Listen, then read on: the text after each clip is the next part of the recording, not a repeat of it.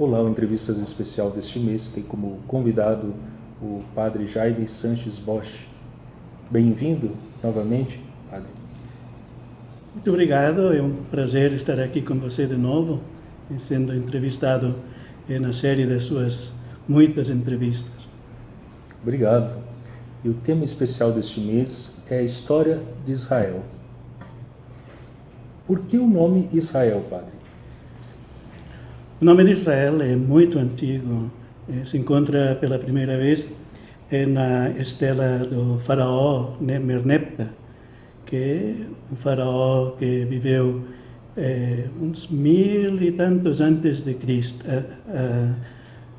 isto mesmo, faz mais de 3000 anos, portanto. E ele fala de Israel como um povo, não como uma cidade ou como um território, mas como um povo já constituído. Né? Embora ele é curioso que ele fala que Israel foi destruído, não fica mais semente dele, então se enganou completamente. Né? Agora, na Bíblia, o nome de Israel é dado ao patriarca Jacó quando ele lutou como um anjo.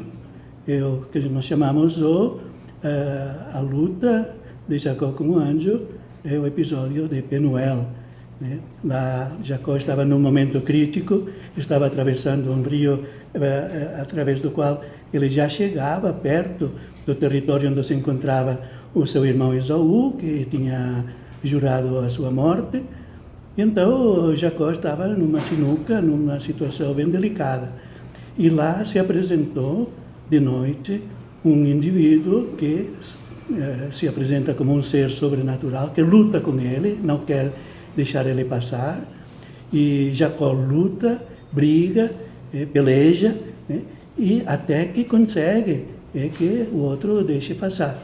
Este episódio é muito interessante, muito misterioso, mas mostra como Jacó lutando como um ser sobrenatural, e finalmente conseguindo que este ser o abençoe e lhe reconheça que ele venceu. E lhe dá este nome: você não se chamará mais Jacó, mas Israel, que quer dizer porque você lutou com Deus e com os homens e venceu. Então, a partir daí, o nome de Israel ficou como típico do povo de Israel, dos descendentes de Jacó. E eles se consideram que têm as características deste episódio de Jacó. Isso é um povo que peleja com Deus, né? Com toda a sua história.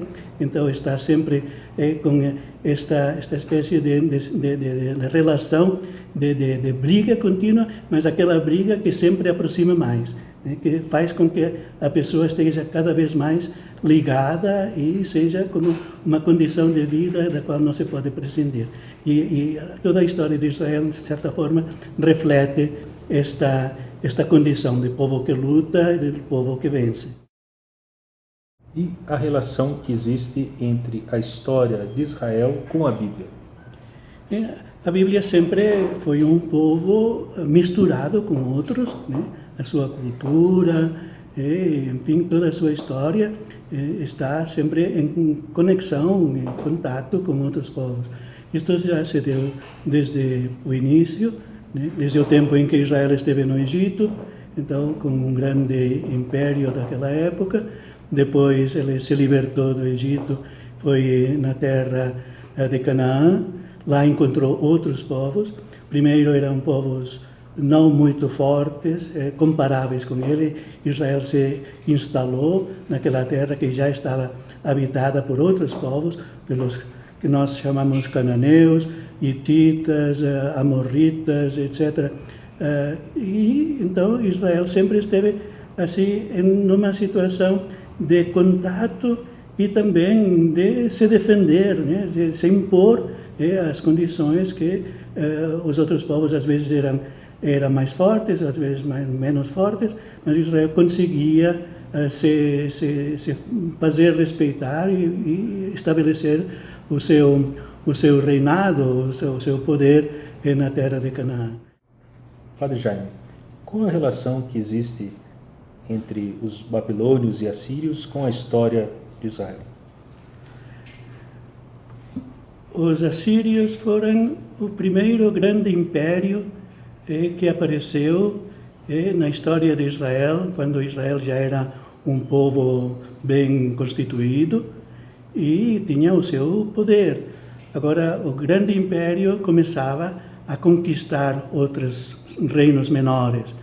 E então Israel estava composto por duas partes, a parte norte, que era chamada Israel, e a parte sul, que era chamada Judá. Então, os assírios ameaçaram a todos eles. E só com sorte diferente, Israel foi conquistado, foi deportado a sua população, e Judá, por enquanto, foi poupado, embora com muita destruição.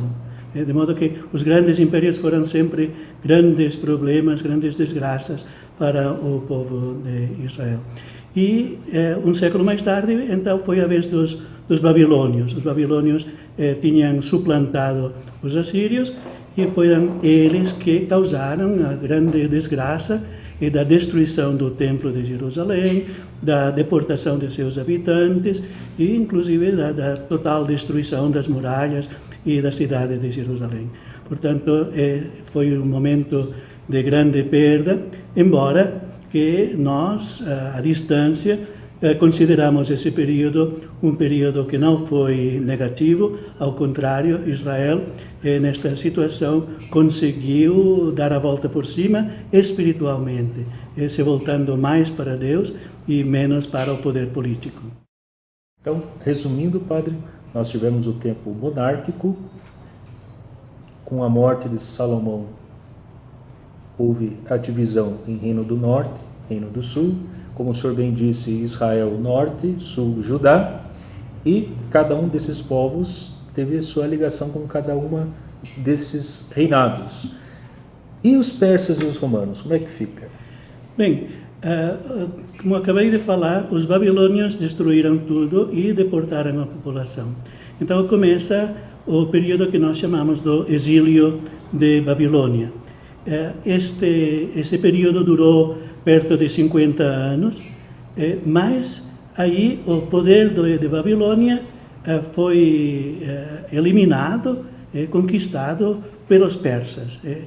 Ciro II, persa, então entrou em Babilônia sem atirar nenhuma flecha, a Babilônia se rendeu, e Ciro II tinha uma política diferente, não de oprimir os povos que ele conquistava, mas de deixar liberdade.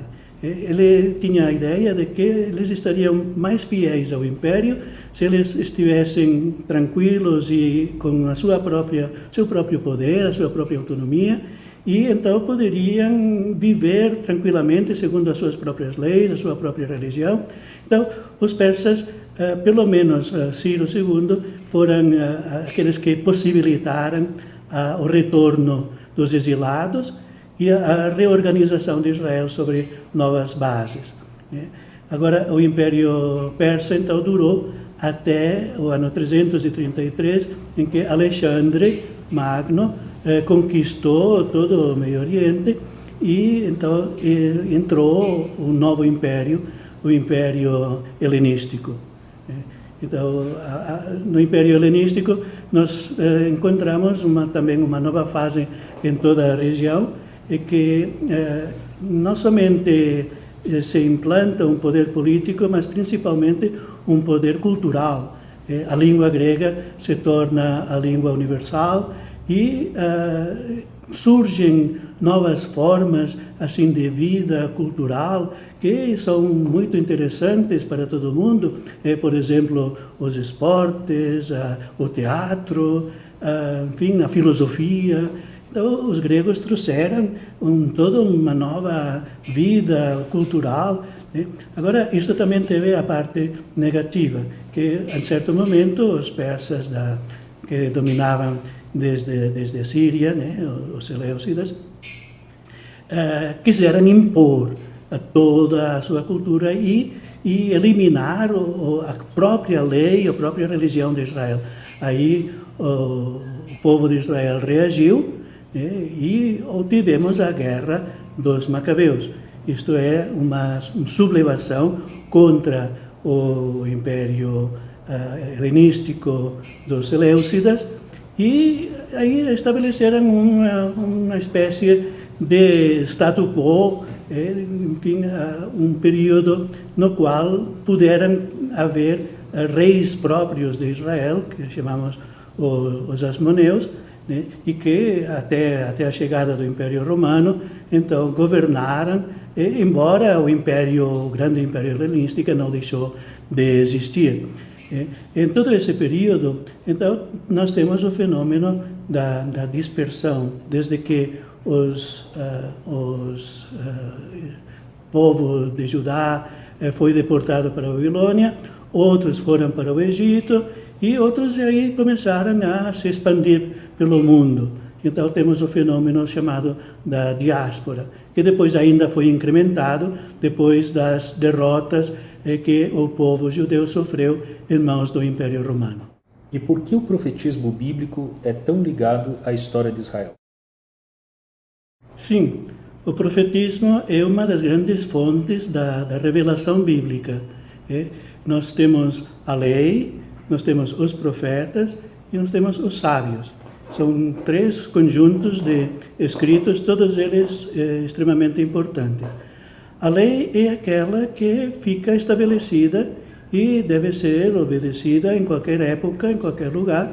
Aquilo é a vontade de Deus revelada através de Moisés, isto é, através de todo o sistema legal do povo de Israel que se estabelece de uma forma fixa.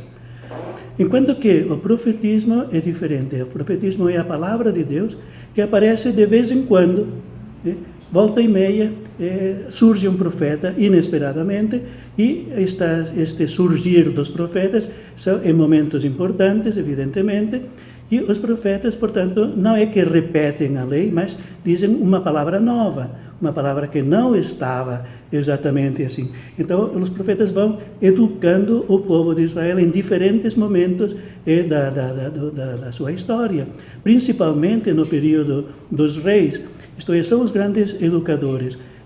Eles fazem isto através das suas denúncias, os pecados que Israel está cometendo, principalmente pecados de injustiça, de opressão, de violência, mas também no aspecto cultural, né, do culto de Israel, então um culto que não é suficientemente sincero. Então são muito críticos os profetas. Mas isto não quer dizer que os profetas sejam somente negativos. Eles também prometem as grandes obras de salvação de Deus, né? Uma coisa que os profetas dizem e repetem: eu não me lembrarei mais dos seus pecados, né? Haverá paz, né? Então, que Deus levará à plenitude todo um projeto que Ele tem para o seu povo, né? De um povo santo, um povo sensível, um povo humanamente disposto, né, a viver em paz e fraternidade. Os profetas também falam em diferentes épocas a propósito da situação política.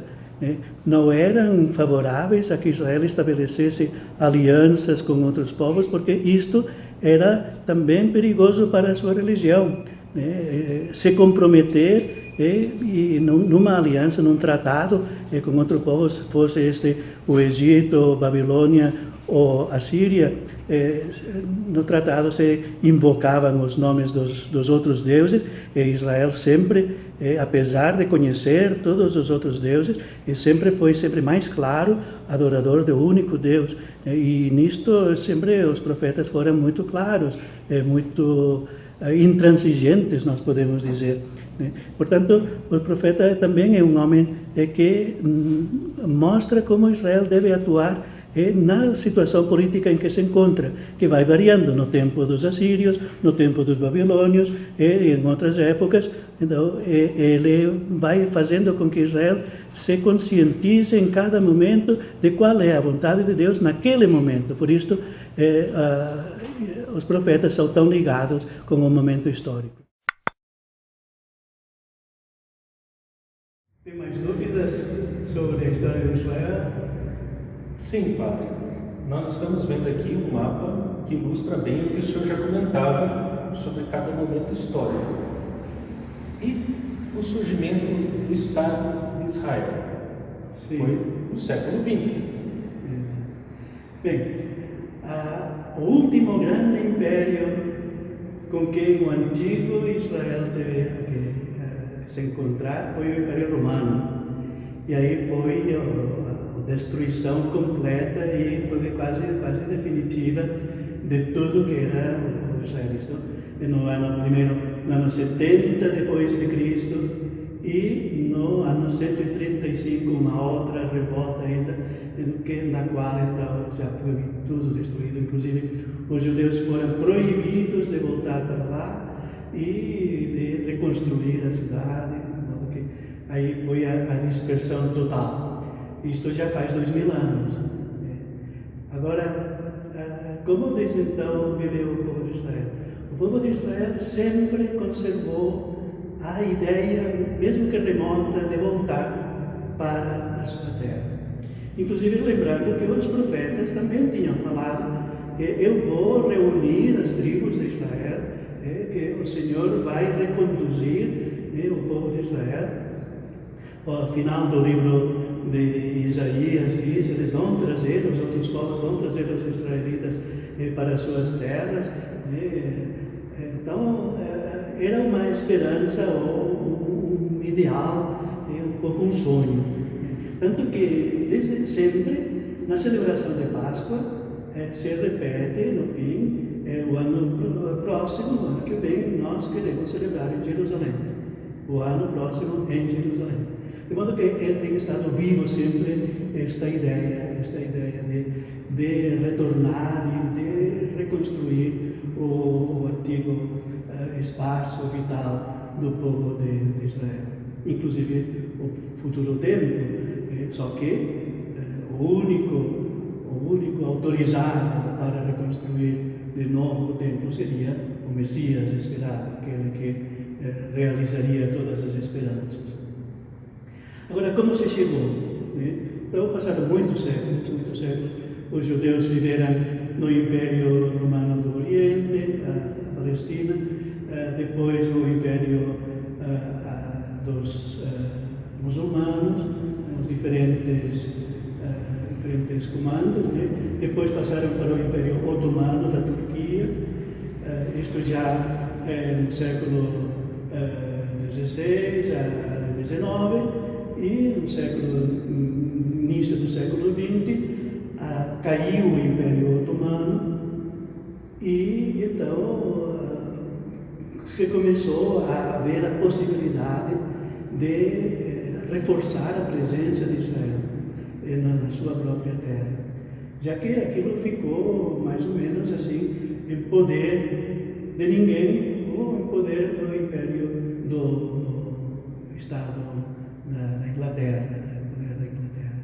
Antes do que isto, alguns idealistas já tinham começado a fomentar o retorno de israelenses ou israelitas à terra de Israel, assim como cada um por si, privados ou em pequenos grupos, muitos pensando em que poderia chegar este momento de voltar a ser os donos daquele espaço, daquele lugar. E isto se realizou, então, como dizia, através do Império, do fim do Império Otomano, e então o domínio da ONU e o mandato britânico que facilitaram que já os judeus já começavam a ser bastante fortes repartir aquela região entre árabes e israelenses. Israelense é o cidadão do Estado de Israel.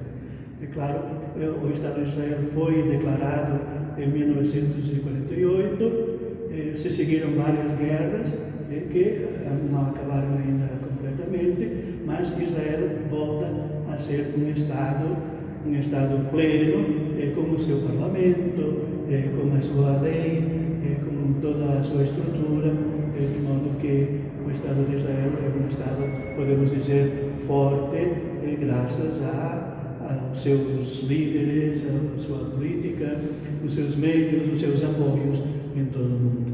E com uma curiosidade, o Estado de Israel não tem só judeu também. Sim, isto é, os árabes sempre estiveram presentes nessas terras, né? É claro que os judeus de todo o mundo, então, cada vez mais, então, foram lá para se estabelecer lá, né?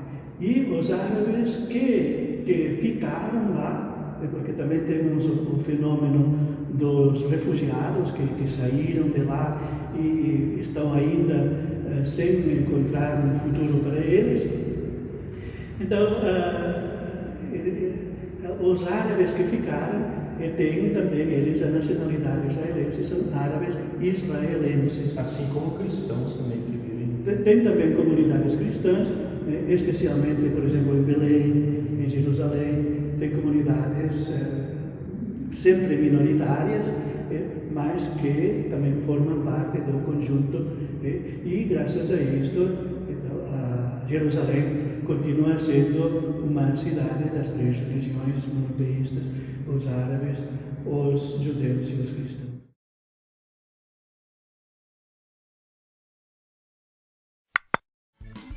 Se você gostou desse vídeo, clique em gostei logo abaixo dele e ajude-nos a divulgá-lo. Aproveito para te convidar para acompanhar as próximas entrevistas que serão publicadas neste canal. Para acompanhá-las, clique na palavra inscreva-se que você vê aí na tela. Até mais!